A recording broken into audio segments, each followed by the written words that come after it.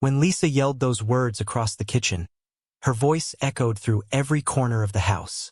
No intimacy for a month. She slammed the cabinet door shut as if that made her victory final. I stood there, holding my coffee mug, pretending her declaration didn't hit me as hard as it did. But it did. It hit like a cold slap. We'd been married for 8 years. Not perfect years, but years filled with effort, at least from my side. I worked long hours, came home tired, and still tried to make time for her. But lately, everything had become a negotiation, a test. Every small argument would turn into punishment, and tonight, she found a new one. No intimacy for a month? She repeated, eyes sharp, arms folded, as if daring me to respond. I didn't. I just nodded, set my mug down, and said softly, "Okay." That okay confused her. I could see it in the way her lips twitched, unsure if she'd gone too far. But I didn't argue. I walked out of the kitchen, grabbed my car keys, and left. The air outside felt different, freer, lighter. I didn't know where I was going, but for once, I didn't feel the need to explain myself. I turned my phone off. No calls, no messages. I drove until the lights of the city faded behind me. For 3 days, I stayed off the grid. Not a word, not a trace. I didn't answer her calls. I didn't text back. I checked into a quiet cabin 2 hours away from town, a place I used to visit before we got married, back when silence wasn't something to fear. The first night there, I couldn't sleep. My mind replayed the scene over and over. The way she shouted, the look in her eyes, the sense of control she thought she had. It wasn't just about intimacy. It was about power. She wanted to remind me that I needed her more than she needed me. The next morning, I brewed my coffee, opened the cabin window, and stared out at the fog rolling over the lake. For the first time in years, I felt peace. Back home, my phone must have been blowing up. I imagined the messages, angry at first, then confused, then maybe worried. But I didn't check. I wanted her to feel that silence she so easily used against me. By the 5th day, I started getting restless. Not because I missed her yelling or her coldness, but because I missed the version of us that once existed, the one that laughed at burnt pancakes and late-night movie marathons. I wondered if she remembered that version too. Then, on the 7th night, I turned my phone back on. 17 missed calls, 6 voicemails, dozens of texts. The first few were sharp. "So you're just leaving now?" Then they softened. "Are you okay?" Then finally, the one that froze me. "I'm sorry. Please call me. I need to talk to you." I didn't reply right away. I waited until the next morning, when the sun rose through the cabin window, painting the walls in pale gold. Only then did I call her. She answered on the first ring. Her voice cracked. "Mark, where are you?" "Somewhere quiet," I said. "I was stupid," she blurted out. "I didn't mean it. I was angry. I didn't think you'd actually leave." Silence hung heavy between us. "Lisa," I said calmly, "you didn't just say it. You meant it. And I believed you."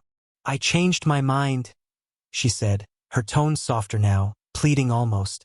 I stared out the window, watching the sunlight glimmer across the lake. For the first time, her words didn't hold power over me. I could hear her breathing on the other end. Shallow, uneven, almost panicked. For a moment, I wondered if she realized how her own words had built the distance between us. "Please," she said softly, "just come home. We can talk." I took a deep breath. "Lisa, for years I've been trying to talk. You just never wanted to listen." She didn't respond right away. When she finally did, her voice cracked. "You think I don't miss you? You think I don't want us to be okay?" "I think," I said quietly, "you only want me when you feel me slipping away." The silence that followed felt like confession. I didn't raise my voice. I didn't need to. Every word carried the weight of years spent walking on eggshells, of arguments where love felt like leverage, not connection. "I just need you here," she whispered. "Please, come back." "I will," I said, "but not the way you expect." That line hung in the air as I ended the call. I didn't rush home. I stayed one more night in the cabin, thinking about what it meant to be wanted only when absent, how my disappearance created more value than my presence ever had. The next morning, I packed my things and drove back. The house looked the same, but something in me didn't. Lisa opened the door before I even reached the porch. Her eyes were red, her hair messy, like she hadn't slept. She hugged me instantly, clinging tightly, as if her grip could erase the last week. "I thought you weren't coming back," she said, her voice trembling. I didn't hug her back right away. I waited until she loosened her hold, until her eyes met mine again. "Lisa," I said, "you told me a month of no intimacy. I gave you exactly that, distance." Her eyes filled with tears. "I was angry, Mark.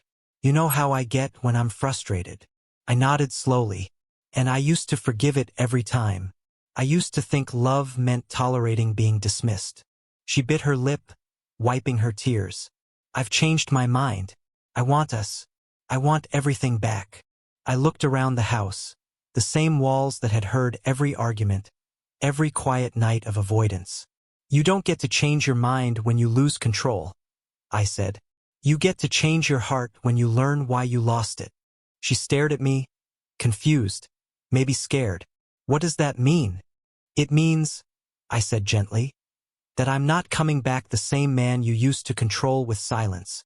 I walked past her, into the living room, and set down my bag. She followed me, desperate, her voice trembling.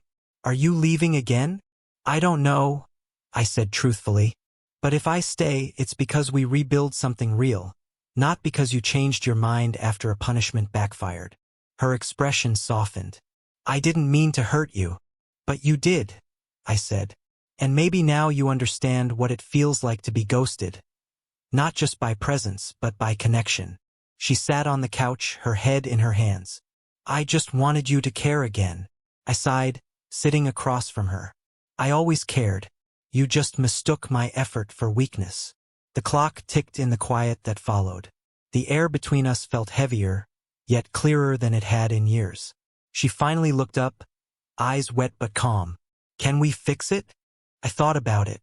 About the years of quiet resentment, the cycles of control, the exhaustion of loving someone who measured affection in punishments and apologies. "Maybe," I said finally, "but this time you'll have to start by meaning your words, not weaponizing them." For the first time in a long while, she didn't argue. She just nodded. I stood up, walked toward the door, and paused. "1 month without intimacy," I said quietly, "taught me more about love than 8 years of marriage did." She looked up, confused. "What do you mean?" "I learned that real love isn't about proving who needs who more. It's about peace, and I finally found some." And with that, I stepped outside. The air felt colder, sharper, but real. Behind me, I heard her start to cry again, softly this time. Maybe she finally understood. Or maybe she didn't. Either way, for once, I wasn't the one begging to be heard.